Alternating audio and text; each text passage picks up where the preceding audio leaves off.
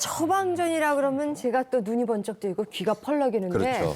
또 관절염이라 그러면 그냥 관절염인 줄 알았는데 이 단계별로 처방이 다른가요? 그렇습니다. 제가 외래를 볼 때 환자분이 오시면 오른쪽 무릎이 안 좋은데 왼쪽 무릎까지 나빠지신 분도 오고 그분이 또 한 번도 병원에 오지 않고 그때 심하게 돼야만 병원에 오기 때문에 우리 사실은 관절염이라는 게 중간 단계에서 치료를 잘하면 말기까지 가지 않고도 치료되는 경우가 많이 있습니다. 그래서 오늘 관절염 치료법에 대해서 단계별로 자세히 알려드리겠습니다. 관절염의 고통들을 대개는 뭐 산통에 맘먹는다, 칼로 찌른다, 뭐 후벼 판다, 뭐 이런 얘기를 많이 하지만 이 수술이라는 것도 막상 하려면 네. 고민이 좀 되거든요. 그쵸. 왜냐하면 좀 버티다 하는 게 좋은 건지 하루라도 빨리 하는 게 나은 건지 정말 모르겠어요.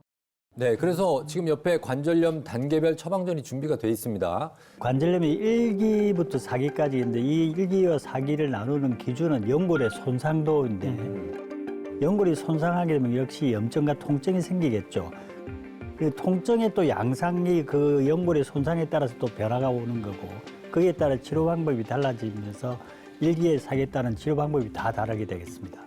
먼저 일기를 보니까 이 관절이 좀 건강해 보이지 않습니까? 예. 네, 일기 사진을 보시면 거의 뭐 무슨 차이가 있지라고 느끼실 텐데요. 그러니까 자세히 보면요, 이제 관절 안쪽 공간이 바깥쪽보다 조금 좁아져 있어요. 그래서 연골이 살짝 좀 닳아 있다고 보시면 되는데 이런 일기 관절염 단계는 약간 뻣뻣한 정도를 느낄 수도 있고 뭐 소리가 난다 이런 말씀을 하시기도 하는데 거의 통증이 없는 경우도 많습니다. 딱 들어보니까 제 증상이에요. 제가 좀 약간 뻑뻑하고 일어날 때만 이렇게 조금 이런 느낌이 들거든요. 네. 그러면 일기에서는 제가 어떻게 해야 되는 거예요? 자, 관절염 일기 처방전을 한번 뜯어보도록 하겠습니다. 체중 감량 하체 근력 운동이네요. 네, 비만인 사람은 체중을 5kg만 감량을 해도 이 관절염 위험이 절반으로 줄어든다는 연구가 있습니다. 이런 체중을 줄이는 노력을 하셔야지 사실은 또 무릎 관절에도 도움이 되는데요. 그러니까 우리가 무릎을 튼튼하게 만들어줄 수 있는 이런 관절주의 근력 강화 운동들 이런 것들을 좀 꾸준히 해주시면 체중도 감량을 할 수 있고 무릎 관절을 더 튼튼하게 만들 수 있는 효과가 있어서 이런 관리에 좀 집중을 하시면 도움이 되십니다. 그럼 2기 관절염 살펴보겠습니다. 2기는 보니까 관절 사이가 조금 더 좀 줄어든 것 같은 느낌이. 그러게요. 예. 2기 관절염은 1기 관절염이 정상하고 구별하기가 조금 어려운 상태라면 2기는 정상하고 확실히 구별이 됩니다. 예. 관절 간격이 조금 좁아져 있고 1기에서는 어느 특정 동작을 할 때 통증을 느낀다면 2기는 오래 걷고 나면 한 2, 3일 정도 통증을 느낀다든지 또는 시린 느낌 이런 게 있고 계단을 내려갈 때 통증을 느낀다면 그러면 2기 관절염이라고 생각하시면 되겠습니다. 제 친구랑 같이 여행을 가면 하루는 싱싱하게 돌아다녀요.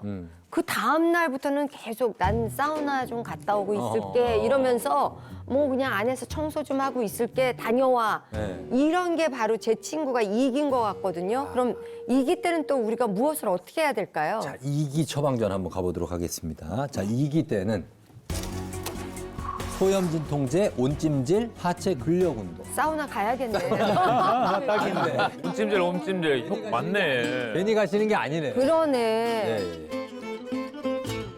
2기가 되면 관절 간격이 좀 좁아져 있기 때문에 통증을 좀 많이 느끼기 시작합니다. 그래서 우리가 통증이 있을 때는 염증 반응을 낮추기 위해서 소염 진통제를 드시는 게 좋겠고요.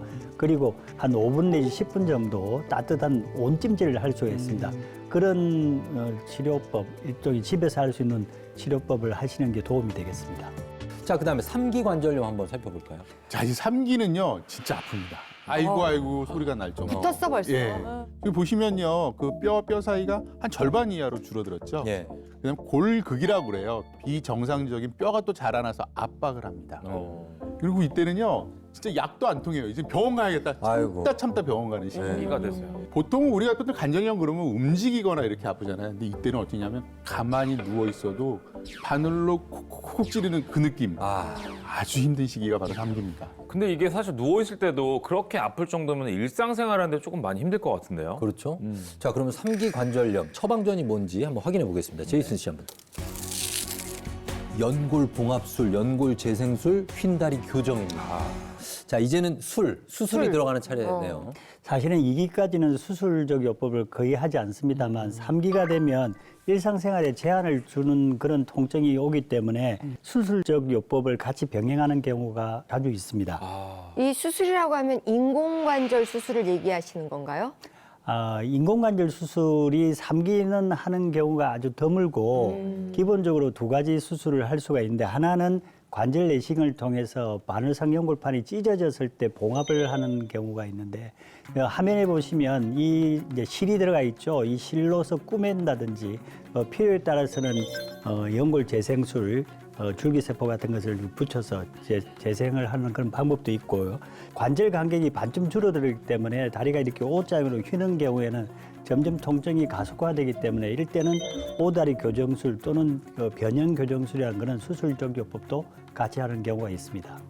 자, 그다음으로 4기 관절염 사진인데 이 단계가 뭐 흔히 말기 관절염이라고 부르는 그 단계입니다. 네, 맞습니다. 이 사진으로만 봐도 위아래가 딱 붙어 있잖아요. 그러니까요. 거의 넘어서는 듯한 그렇게 비치면서 이제 얼마나 보이는 힘들까. 부분이 있죠. 그래서 아까 나오셨던 윤한나님이 왜 칼로 베는 듯한 느낌이라고도 얘기하셨고 앉거나 서는 동작조차도 힘들다고 얘기했던 게 바로 사기인데 왜 우리가 집이 무너지거나 산에서 산사태가 있거나 무너질 때 있잖아요. 요즘 그런 사고들도 네. 많은데 이 뼈가 아예 무너져서 사태가 일어났다가 이 사기라고 생각하시면 됩니다. 자, 4기 관절염 처방전도 살펴볼까요? 네. 인공관절 수술입니다. 일단 평지 보행도 어렵고 일반적으로 또 그 다리 변형도 심하게 와 있어서 일상생활에 굉장히 지장이 있다고 보거든요. 이때는 사기는 이제 말씀하셨던 인공관절 수술, 그러니까 관절 구조하는 활동이죠. 네, 그래서 관절을 살리는 방법에 인공관절 수술이 필요한 게 바로 사기입니다.